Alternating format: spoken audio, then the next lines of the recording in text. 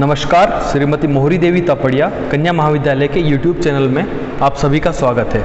मेरा नाम है जितेंद्र और हम RDBMS के अंदर कोड के नियम पढ़ चुके हैं जो PL SQL के अंदर थे।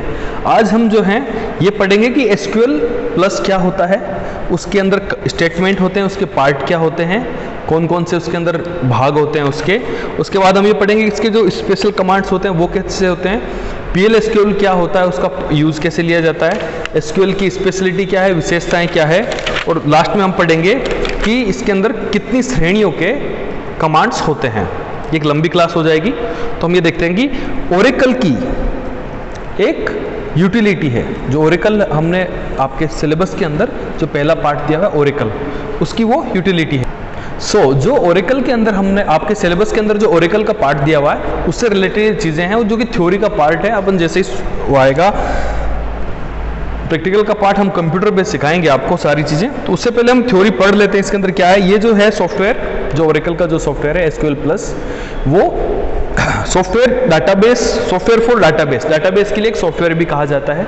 जैसे आपने देखा होगा कि अलग अलग लैंग्वेजेस होती है, C लैंग्वेज है, C+ लैंग्वेज है, C++ है, या फिर फोक्स प्रो है जो आपने पढ़ी होंगी। उनके अंदर आपने ये समझा होगा कि किस प्रकार से आप अलग अलग सॉफ्टवेयर या एप्लीकेशन डेवलप कर सकते हैं।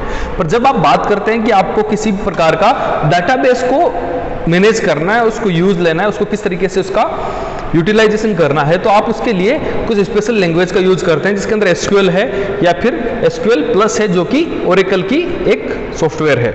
उसके बाद में ये कह सकते हैं कि तो ये कहा जा सकता है कि SQL प्लस एक ओरेकल डेटाबेस है। ये SQL प्लस या तथा PL SQL के कमांड समझने तथा उनको रन करने तथा उनके आउटपुट को प्रदर्शित करने की क्षमता रखता है। SQL प्लस जो है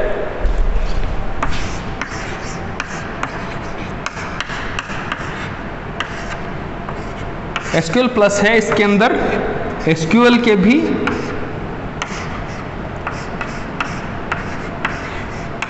PL SQL के भी। अब आप समझें SQL क्या है, स्ट्रक्चर्ड क्वेरी लैंग्वेज। इसका मतलब आप एक लाइन के अंदर कोई भी क्वेरी दो, इसका आउटपुट आपको ये दे देगा। PL SQL का मतलब क्या है, procedural structured query language. Procedural क्या होता है, आपने एक यहां से लिखना शुरू किया, आपने पूरा जो एक प्रोग्राम जो होता है उस तरीके से आपने छाप के दिया यहाँ पर, और अब ये इसका आउटपुट देगा, प्रोसीजर फॉलो करते हुए देगा, एक प्रोसेस को देगा, तो उसे हम क्या कहते हैं, PL SQL।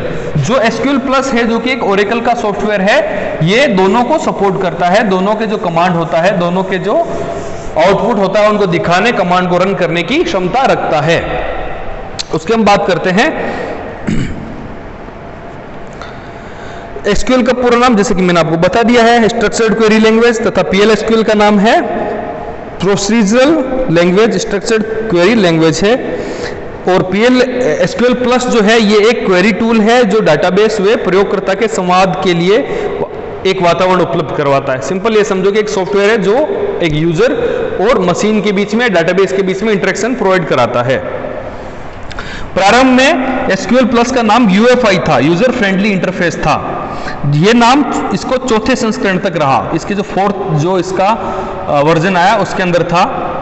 सेवंथ संस्करण जो था इसका, सेवंथ जो इसका वर्जन आया उसके अंदर इसके अंदर PL SQL को ऐड किया गया। उससे पहले सिर्फ SQL चलता था और उसके बाद में इसको एडवांस UFI रखा गया। पांचवें से इसका नाम एडवांस UFI था और उसके बाद में इसको बदलकर SQL प्लस कर दिया गया। SQL प्लस के अंदर तीन चीजें होती है। पहला होता है स्टेटमेंट उसका, सेकंड होता है स्पेशल स्टेटमेंट्स और स्पेशल कमांड, और तीसरा जो होता है वो है PL SQL के कमांड। पहला क्या होता है, इसके SQL के स्टेटमेंट। दूसरा क्या होता है, SQL के विशेष कमांड, स्पेशल जो कमांड है वो। और तीसरा क्या होगा, PL SQL के जो है वो स्टेटमेंट है। अब अपन समझेंगे कि SQL के अंदर जो स्टेटमेंट है वो कौन कौन से हैं। SQL भाषा कई प्रकार के तत्वों में उप विभाजित है। SQL भाषा जो है वो कई प्रकार के भागों में उप विभाजित है, जिनमें से इनको हम शामिल कर सकते हैं। किन किन को शामिल करते हैं। पहला कमांड, आप कोई भी कमांड दे सकते हो कि सेलेक्ट स्टार फ्रॉम टेबल का नाम। इसका मतलब आपने कमांड दिया, उसके बाद में आपने क्लोज दिया, उसके अंदर आप एक क्लोज जोड़ सकते हो कि star select name where salary is 10,000। आपको नेम सेलेक्ट करना है जहां इसकी सैलरी 10,000 है, उन सभी का नाम आपके पास है, आपने क्लोज डाल दिया इसके अंदर। एक्सप्रेशन, इसका एक एक्सप्रेशन होता है, किस प्रकार से इसको एक्सप्रेस किया जाता है, इसको लिखा कैसे जाता है, वाक्यांश जिसे कहते हैं कि भैया लिखा कैसे जाएगा वो। और चौथा होता है क्वेरी, जैसे आप क्वेरी कर रहे हैं कि भैया पहले आप इसके अंदर ऐड करवा दो 10 लोगों को, आपने क्वेरी नहीं की, फिर बोले कि इसके अंदर कितने लोग हैं टोटल, कितने लोगों का डेटा है टोटल, वो क्वेरी कर दिया आपने। और चौथा हो गया स्टेटमेंट, कथन कैसे लिखेंगे, कैसे इसको क्वेरी का कथन होगा। तो अपन पहला समझते हैं कि कमांड क्या होता है। कमांड के अंदर क्या आएगा, DDL, DML, DCL और TCL, ये हम आगे की भी पढ़ेंगे और मैंने पहले भी समझा रखा है इसको बहुत बार। तो ये इन सभी चीज़ों का जो पार्ट है, इन सभी के अंदर जो भी कमांड आते हैं ये सारे इसके पार्ट होते हैं। कमांड के अंदर क्या हो गया, अपडेट हो गया, क्रिएट हो गया, डिलीट हो गया, मॉडिफाई हो गया, ड्रॉप हो गया, ये सारी जो चीज़ें थी इसके अंदर आई थी। उसके बाद आता है खंड या पद, या फिर जिसे हम कहते हैं क्लोज। क्लोज भी एक स्टेटमेंट का एक भाग होता है जो कि वैकल्पिक होते हैं, जिसके अंदर हम कंडीशन लगा भी सकते हैं, हमें कुछ लगाना है तो लगाएंगे, हम नहीं लगाना तो नहीं लगाएंगे। मैं बोलूँ कि सभी लोगों का डाटा दो, तो मैंने कोई कंडीशन नहीं लगाई। अब मैंने बोला कि जिनकी सिटी नागौर है वो उनका डाटा दो, तो हमने यहाँ पर एक कंडीशन लगा दी जिसे हम क्लोज कहेंगे, जिसे हम खंड कहेंगे, जिसे हम पद कहेंगे। उसके बाद क्या आएगा, एक्सप्रेशन। एक्सप्रेशन एक प्रकार के वाक्यांश होते हैं जो एक स्टेटमेंट का अंश होते हैं। ये जो डाटा को, जो कि रो और कॉलम के प्रारूप में है, को प्रस्तुत करते हैं, इसलिए इन्हें अभिव्यक्ति भी कहा जाता है। एक्सप्रेशन क्या होता है, जैसे मैंने यहां पर लिखा कि क्रिएट टेबल, नेम उसका डाला मैंने, तो ये क्या था, एक्सप्रेशन था। आपको एक्सप्रेस के आप देख के समझ जाओगे कि हाँ इसके यहाँ पर टेबल को बना रहा है, ये जो होता है। इसके बाद में होता है क्वेरी।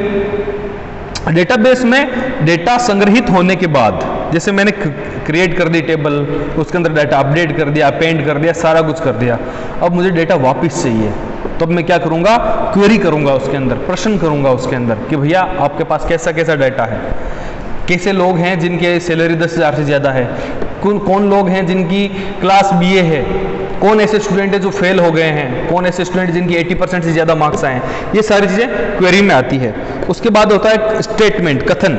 उपरोक्त सभी तत्वों को मिला दें, जो भी हमारे पास, भाई स्टेटमेंट हो गया, इसके अंदर हमने कमांड समझ लिया, एक्सप्रेशन समझ लिया, क्वेरी समझ लिया, जो सारे जो होते हैं वो सारे जो मिलाकर स्टेटमेंट बनाते हैं, कथन बनाते हैं, पूरा मिलाकर। उपरोक्त सभी तत्वों को शामिल करने पर यह एक स्टेटमेंट बनता है। यह एक ऐसा कथन है जो SQL के ट्रांजैक्शन, कंडीशन फ्लो आदि को निर्धारित करता है। इनके सभी के एंड में सेमीकोलन लगाना आवश्यक है, यह चीज ध्यान रखना।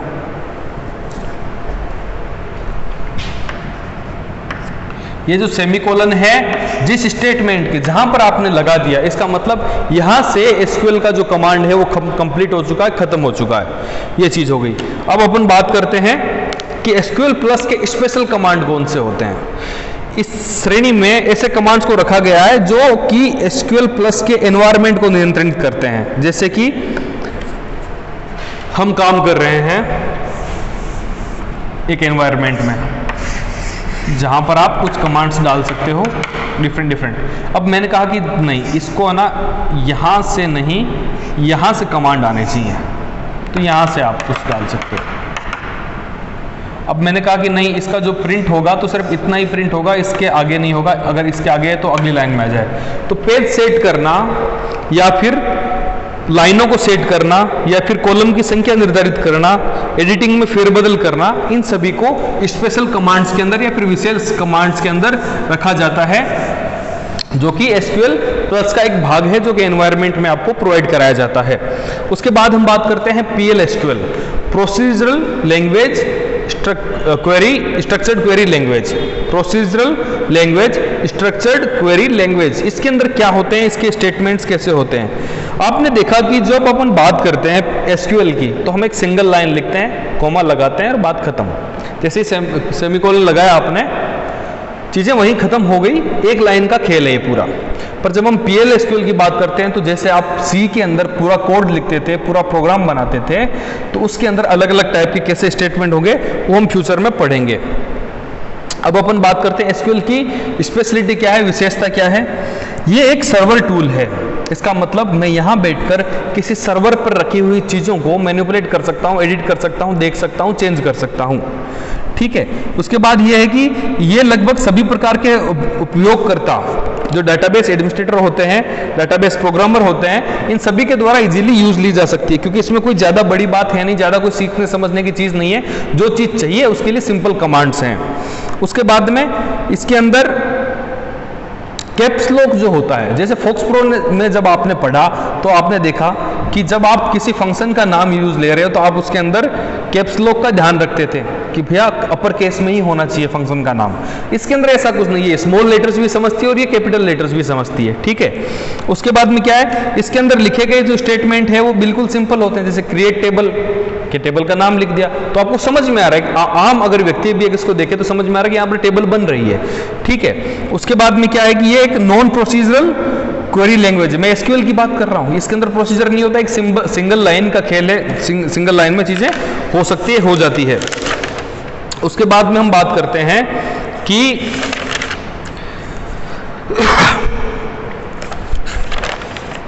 एसक्यूएल के कमांड्स की श्रेणियां क्या है, एसक्यूएल के अंदर किस किस टाइप की कमांड्स हो सकते हैं। तो पहला इसके अंदर data definition language DDL type के जो सारे कमांड्स होते हैं उसके अंदर होते हैं। इंसर्ट का हो गया, क्रिएट का हो गया, अपडेट का हो गया, डिलीट का हो गया, ये इसके अंदर हो सकते हैं। अब आप इसके अंदर समझे चीज कि डाटा डेफिनेशन का क्या मतलब हुआ। डेफिनेशन का मतलब क्या हुआ कि यहां पर आप इसको बता रहे हो कि कैसी चीज होनी चाहिए। जैसे मैं कहूंगी कंप्यूटर की डेफिनेशन क्या है, एक ऐसी मशीन, इलेक्ट्रॉनिक मशीन जो गणना करती है वो कंप्यूटर कहलाती है। तो आपने क्या किया, एक छवि बना दी उस चीज की। तो वैसे ही हम जब टेबल बनाते रहे होते हैं, डाटाबेस बना रहे होते हैं, तो हम क्या बात करते हैं, DDL data definition language. Second आता है DML data manipulation language. Data manipulation language क्या हो गया कि जो आपने स्ट्रक्चर बनाई, जो आपने ढांचा बनाया, जो आपने डेफिनेशन क्रिएट की, उस डेफिनेशन के अंदर डाटा किस प्रकार का जाएगा, आप क्या इसके अंदर डाटा डालेंगे, इसके अंदर किन किन लोगों का डाटा जाएगा, ये जो हो गया वो उसके अपन क्या कहेंगे, मैनिपुलेशन। मतलब डाल भी सकते हो, निकाल भी सकते हो, चेंज भी कर सकते हो, उसको अपडेट भी कर सकते हो, तो उसे हम क्या कहेंगे, डाटा मैनिपुलेशन लैंग्वेज। उसके अंदर बात किया आता है तीसरा कि टीसीएल, जो ट्रांजैक्शन हो रहे हैं कि कौन व्यक्ति इसके अंदर ट्रांजैक्शन कर सकता है, कौन ट्रांजैक्शन नहीं कर सकता, किसको ये अधिकार दिया हुआ है, किसको राइट कंट्रोल जिसे कहते हैं, क्या आप ये काम कर सकते हैं, दूसरे को बोलोगे नहीं आप ये काम नहीं कर सकते। मैनेजर कुछ भी देख सकता है, क्लर्क सारी चीजें नहीं देख सकता, उसको पर्टिकुलर चीजें ही देखने को मिलेगी। ये जो होता है वो टीसीएल के अंदर होता है, ट्रांजैक्शन कंट्रोल लैंग्वेज होती है। तीसरा जो होता है वो होता है DCL, data control language. DCL के अंदर क्या होगा कि इसके अंदर वो आती है जिसके अंदर प्रिविलेज दिया जाता है। जैसे डाटाबेस एडमिनिस्ट्रेटर हो गया, उसको वो जो है वो आपकी टेबल के अंदर पासवर्ड लगा रहा है या फिर उसके अंदर पासवर्ड नहीं लगा रहा है, वो किन किन को परमिशन दे सकता है, यूजर लॉगिन कर सकता है या नहीं कर सकता, इन सब चीजों का यूज जो किया जाता है वो डीसीएल में किया जाता है। और अब हमने देखा कि किस प्रकार से एसक्यूएल का जो बेसिक जो थ्योरी थी वो हमने पढ़ लिया। कल से हम बात करेंगे कि प्रोग्रामिंग कैसे करते हैं एसक्यूएल के अंदर, पीएल के एसक्यूएल का क्या लॉजिक है इसके अंदर, किस प्रकार के इसके अंदर डाटा वेरिएबल्स होते हैं, कितने प्रकार के डाटा टाइप होते हैं, वो सब हम पढ़ेंगे। आई होप आपको आज जो मैंने समझाया वो थ्योरी में समझ में आया होगा। आप जब भी वीडियोस देखें मेरे, आप अपनी जो किताब है जो आपको कॉलेज से मिली हुई है वो साथ में जरूर रखें, उसको पढ़ें, उसके साथ पढ़ें। उसमें से कुछ समझ में ना आए आप मुझे मेरे नंबर पर या फिर अपने ग्रुप के अंदर मैसेज डाल सकते हैं कि हमें ये समझ में नहीं आया, मैं उसकी समस्या का समाधान करूंगा। आप अपने घर पे बैठे रहें, खूब पढ़ाई करें, अपने स्वास्थ्य का खूब ध्यान रखें। धन्यवाद, टेक केयर।